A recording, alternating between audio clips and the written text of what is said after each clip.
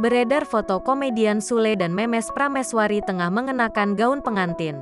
Potret Sule mengenakan gaun pengantin bersama Memes Prameswari sontak menjadi viral di media sosial. Pasalnya, Sule pamer gaun pengantin dengan Memes Prameswari terjadi usai sang komedian baru bercerai dari Natalie Holzer. Dengan mengucap Bismillah @Ferdinand_Sule, tulis Memes Prameswari dalam laman Instagramnya, Selasa, tanggal 18 Oktober tahun 2022. Wanita bernama Memes Prameswari tersebut merupakan seorang artis pendatang baru.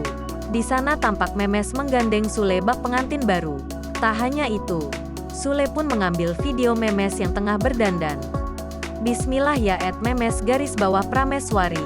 Singkat Sule, Bismillahirrahmanirrahim, insya Allah lancar, kata Memes. Memes lantas memposting ulang ucapan para kerabat yang mengucapkan selamat kepada keduanya. Alhamdulillah ya, tulis temannya. Happy Wedding Day, ucap temannya. Keduanya